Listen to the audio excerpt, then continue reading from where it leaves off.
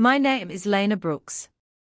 I am 31 years old, and on Christmas morning, my father handed out gifts to everyone in the room except me.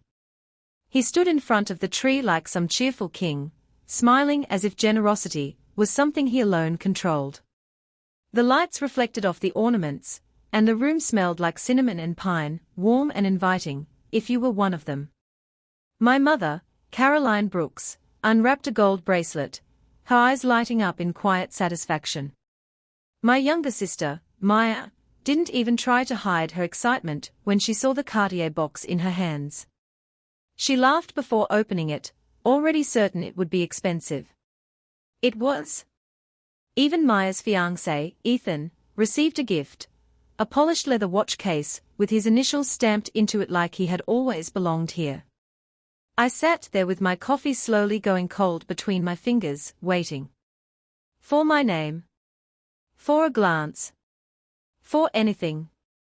It never came. At first, I convinced myself it had to be a mistake. Maybe there was another bag somewhere. Maybe something had been left in the hallway. Maybe there was a small box behind the tree that hadn't been noticed yet. But as the wrapping paper piled up and laughter filled the room, I realized something much worse. There was nothing for me. When I finally spoke, my voice felt smaller than I expected. I asked if there had been some kind of mix-up. My mother looked at me the way people look at a stain on a white rug, annoyed that it exists at all. "Why waste money on you?" she said calmly. Then she smiled. Not kindly. Not even politely. "We only keep you around out of habit." The words didn't land all at once. They sank slowly, like something heavy settling deep inside my chest. Maya tilted her head, studying me like I was something out of place. "You're not on our level," she added casually. "And my father." Victor Brooks didn't say a word. He didn't correct them. He didn't defend me. He didn't even look surprised. He simply adjusted the cuff of his sweater and told everyone to keep opening their gifts before breakfast got cold, like nothing had happened. Like I wasn't sitting right there. I smiled.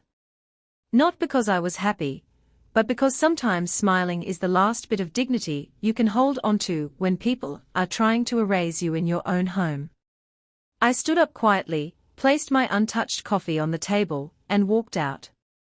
No one stopped me. No one called my name.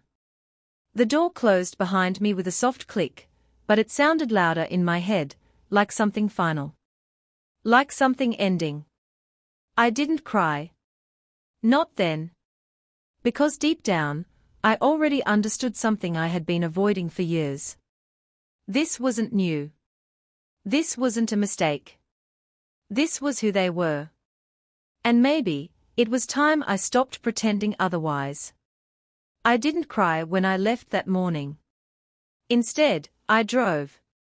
Not anywhere specific, just away. The streets were quiet, most people still inside with their families, finishing breakfast, opening gifts, laughing. I passed houses glowing with warm lights and wondered what it must feel like to belong somewhere without question. By the time I reached my condo, the silence felt heavier than the cold outside. I stepped in, took off my coat, and set my keys down carefully on the counter.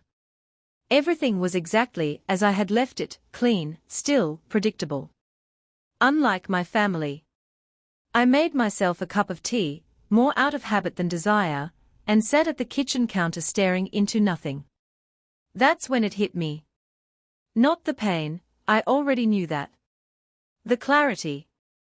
For years, I had been telling myself a softer version of the truth. That my family was complicated. That they didn't mean the things they said. That maybe if I worked harder, proved myself more, became something they respected, things would change. But Christmas had stripped all of that away. They hadn't forgotten me. They had chosen me. Chosen to exclude me. Chosen to humiliate me. Chosen to remind me exactly where I stood. And for the first time, I stopped making excuses for them. I got up, walked to my desk, and opened my laptop. If they wanted to make things clear, then I would too. I began listing everything I had done for them over the past 6 years. Property taxes on the showroom building. Insurance payments. Emergency repairs after the roof leak 2 winters ago. Vendor settlements I had quietly negotiated when they were on the verge of losing contracts. The line of credit I had personally guaranteed when the bank was ready to cut them off. Every number. Every document. Every signature. I knew exactly where everything was. Because unlike them, I paid attention. 6 years ago, when my father's business had nearly collapsed under financial pressure and poor decisions, I had stepped in. Not because they asked me to, but because I still believed, back then, that family meant something. I had used the payout from a major deal I closed to buy the very building their showroom operated in. Not in my name directly, but through a holding company.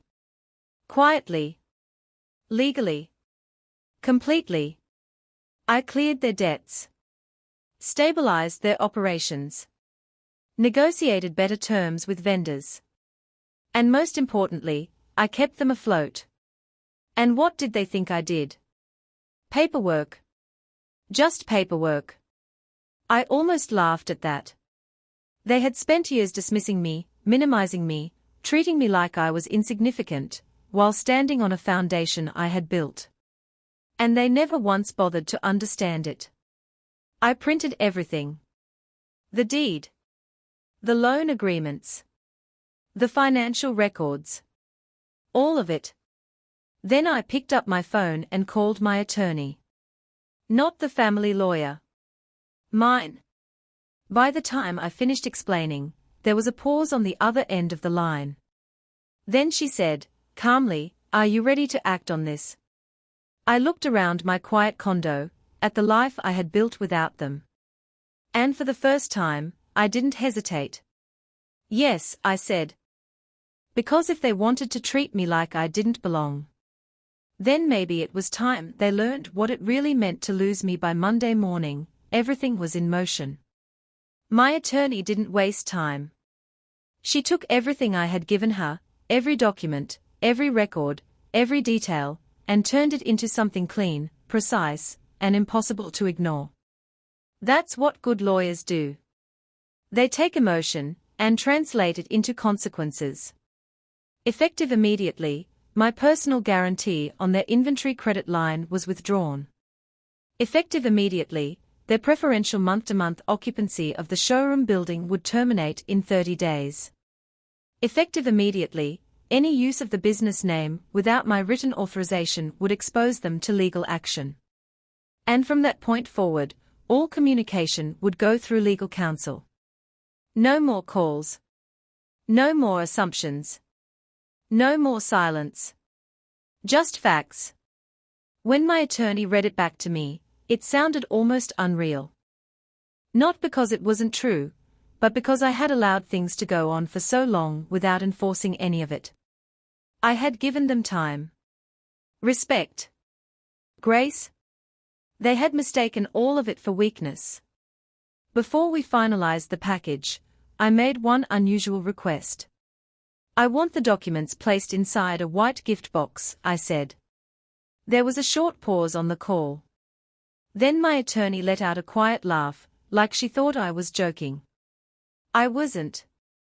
If they like symbolism so much, I added calmly, I can give them some. This time, she didn't laugh. The package was prepared that same afternoon. Documents neatly printed. Bound. Organized. Placed inside a clean white box. Sealed and sent by courier. 8 days after Christmas, on January 2nd at exactly 8:30 in the morning, it was delivered to the front door of their showroom, just before opening hours. I wasn't there. But I didn't need to be. Later, I learned exactly how it happened. Maya was the one who brought the package inside. She assumed it was a delayed holiday gift from a client, something expensive, something expected. She even smiled when she saw it. That smile didn't last long. She peeled back the wrapping paper, lifted the lid of the white box, and froze. Inside, neatly placed beneath the documents, was the brass key tag to the showroom's master lock. That's when she screamed. My mother, Caroline, rushed over, her heels clicking sharply against the floor. She grabbed the first page, scanned it once, and then sat down hard, like her legs had suddenly stopped working. My father, Victor, came out of his office still mid-conversation about a New Year design consultation. He didn't even finish his sentence. He saw the letterhead. And everything changed. The color drained from his face. The room went silent. For a moment, no one spoke. Then reality hit. Hard. Maya was the first to react. She grabbed her phone and called me. I watched it ring. And let it. Then my mother called. Then my father. Then all three again. By 9:05 a.m. They had tried 12 times. 12 missed calls. 12 chances to say something they had never bothered to say before. But I wasn't interested in hearing it anymore. At exactly 9:07, my phone buzzed again.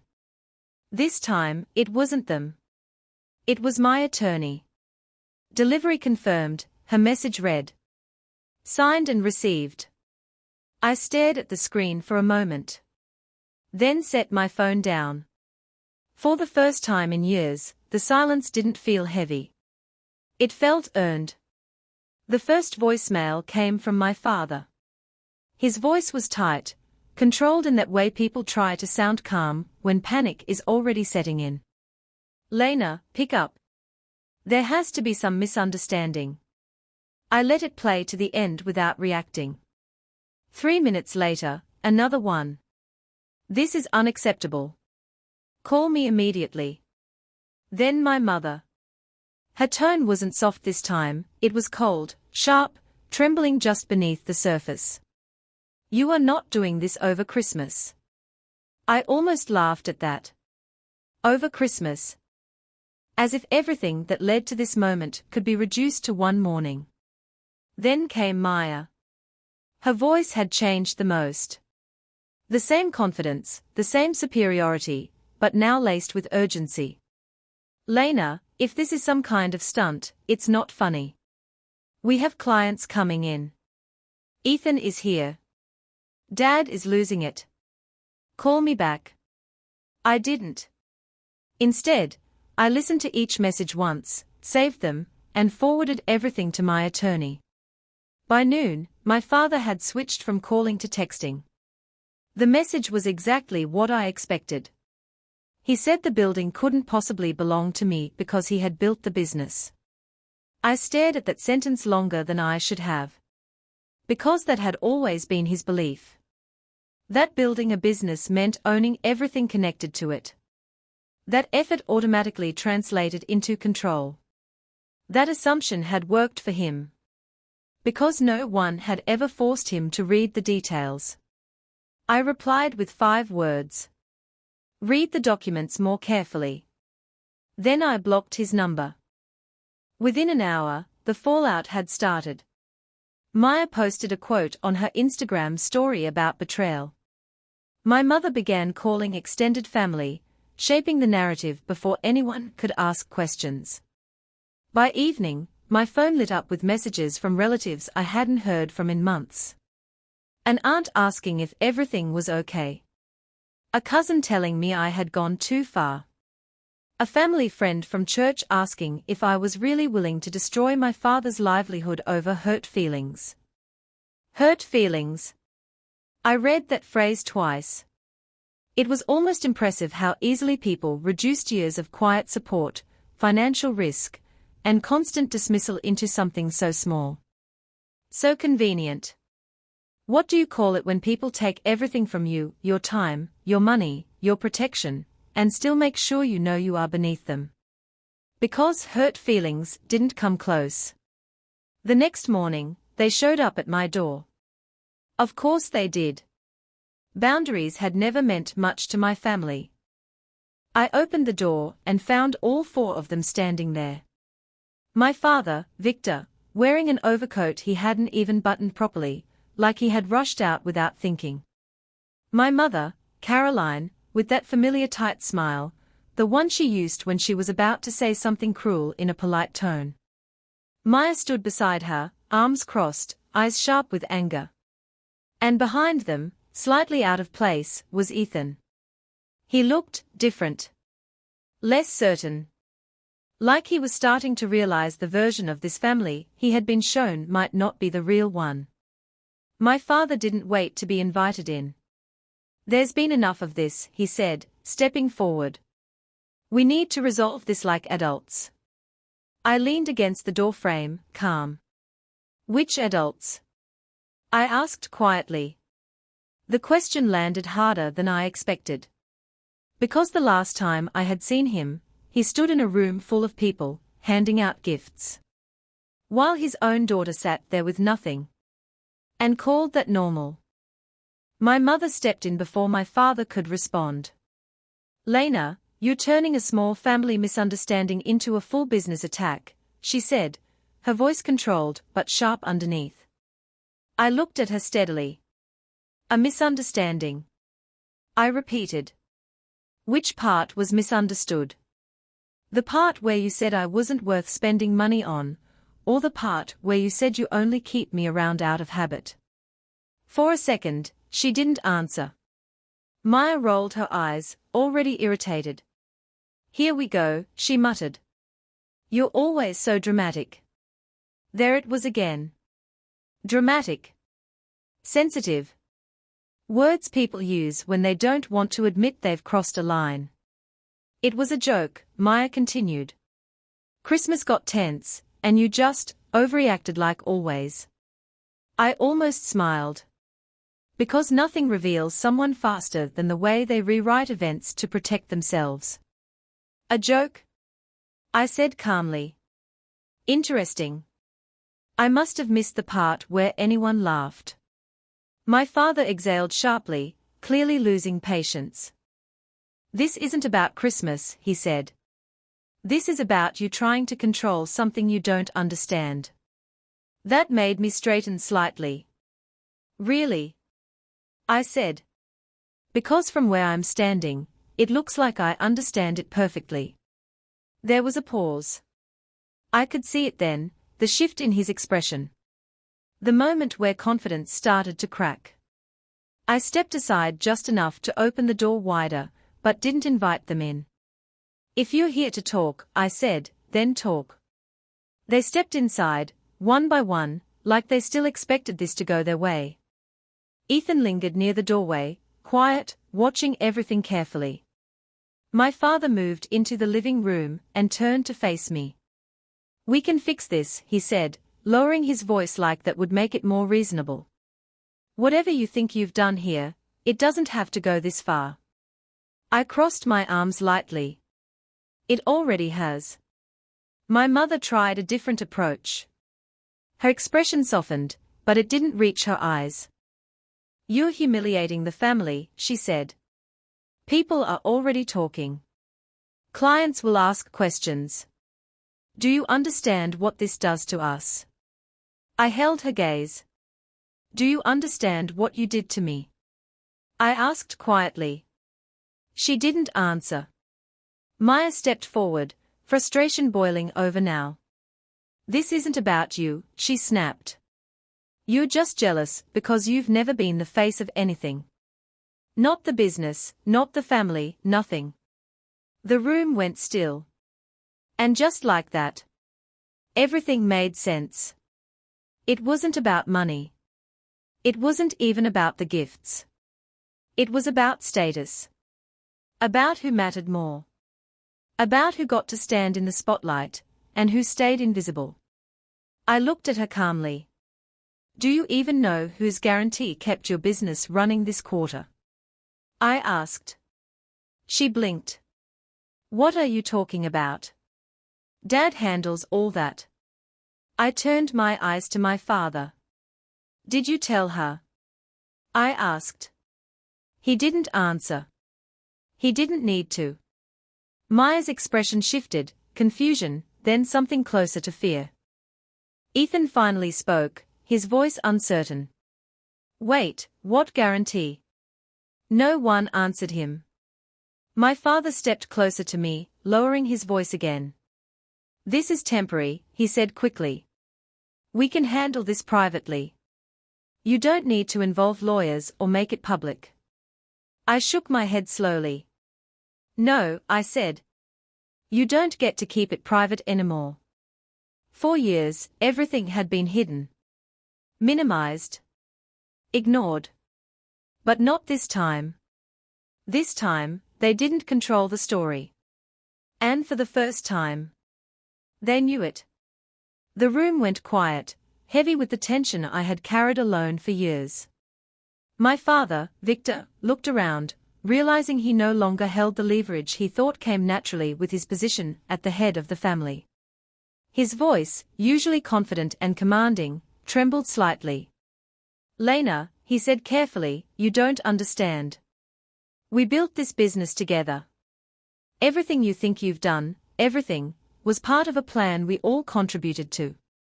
I smiled softly, not with warmth but with precision. Plan. I repeated. Victor, let's be clear. 6 years ago, when your finances were in shambles and the landlord threatened foreclosure, I stepped in. Not because of loyalty or love, but because I refused to watch everything collapse. I bought the building through my holding company, cleared arrears, negotiated vendor exposure, and personally guaranteed the inventory line that kept this business alive. He opened his mouth, then closed it. Maya shifted on her feet. Caroline's expression darkened. She glanced at Victor like she expected him to interject, to protect their version of control. But he said nothing. Because the truth doesn't wait for your approval. Everything you've done, I continued, from Instagram posts to public appearances, made it look like success belonged to you. You didn't notice that the building, the inventory, the deals, those were mine. My work, my guarantee, my risk. Yet every holiday, every photo, every gift, I was treated like an outsider. The Christmas morning this year was no accident.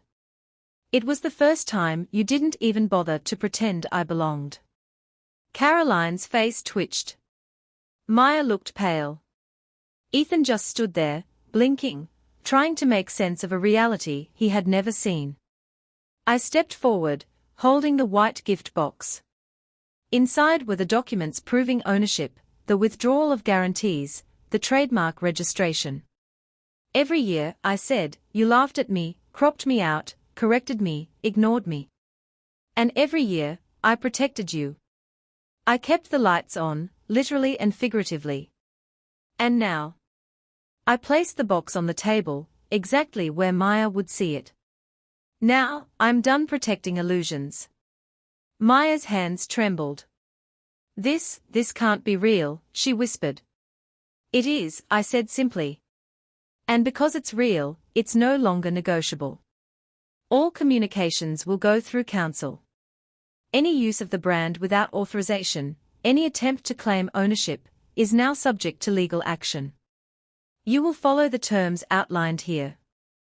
There's no room for manipulation, no hiding behind charm or authority, and certainly no erasing me ever again. Victor's jaw tightened. Caroline's smile had vanished entirely. They had built their world on appearances, and suddenly, those appearances had no power. Do you understand? I asked. 4 years, you treated me as if my existence was conditional. That stops now. Maya's voice cracked. Lena, please, think about what this does to everyone. To the family. To our reputation. I shook my head. Think about what you've done to me. That is what matters. Reputation is meaningless if it's built on lies and erasure. Ethan finally spoke, his voice quiet but firm. She's telling the truth. We didn't know. I nodded slightly. No, you didn't. And now you do. The weight of years of invisible labor, of ignored contributions, of being systematically erased, lifted. The room no longer had the power to diminish me. For the first time, the quiet I had held inside became my armor, my weapon, and my liberation. I let it sit in the silence, letting the truth settle over them like a winter storm, inevitable, inescapable, undeniable. The silence stretched for a long moment. My father, Victor, looked like a man discovering the ground had fallen out beneath him. Caroline's carefully polished composure cracked, her eyes wide with disbelief. Maya's face shifted through anger, confusion, and something closer to fear. And Ethan, he simply stared, finally realizing the version of the family he thought he knew had been a performance. I took a deep breath, feeling the weight of all those years lift slightly. I know what you want, I said calmly. You want me to beg, to apologize, to reintegrate myself into a world that never treated me as real. That isn't happening. Caroline opened her mouth, then closed it. My mother tried again, softer this time, almost pleading. Lena, you don't have to destroy everything. We can, no, I interrupted. You already destroyed years of trust. Every holiday, every interaction, every gift, every photo was a reminder that I wasn't enough. Not now, not ever. This isn't destruction. This is recognition. I gestured to the white gift box on the table. These documents are not a threat. They are proof. Proof that the work I did, the risk I took, the guarantees I provided, they were mine. The business survived because of me, not because of appearances, Instagram posts, or charm. Every year, you minimized me. You erased me.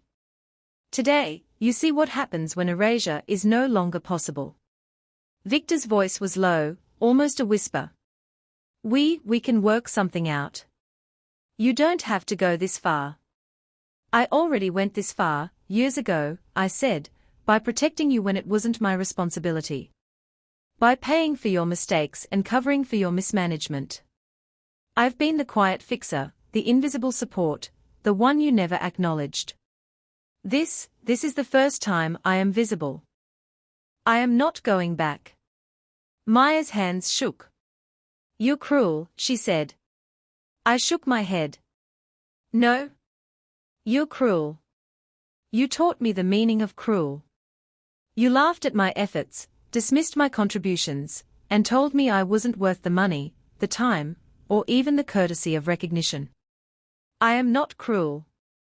I am finally honest. Caroline sat down, defeated, while Victor ran a hand over his face. Ethan remained quiet, processing what had just happened. I picked up the box, feeling the heft of justice and truth in my hands. I am done being invisible. I am done being small. You will never have that power over me again. The rules changed the moment I stopped protecting you. Then I walked out.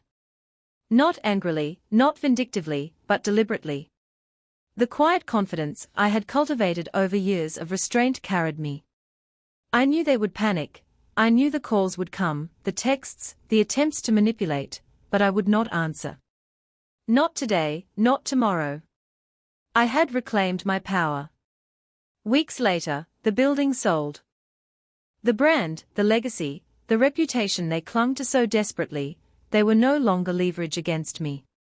They tried to rebuild, tried to maintain appearances, but it was never the same. Social media posts stopped, engagements ended, and the illusion of control crumbled. As I sit in my new office, I glance at the framed Christmas gift tag I kept. Blank. No name. No gift. Just the reminder of what I learned that day: family can try to erase you, but you alone decide whether you stay erased. Blood is not proof of love. Proximity is not proof of respect. And being tolerated is not the same as belonging.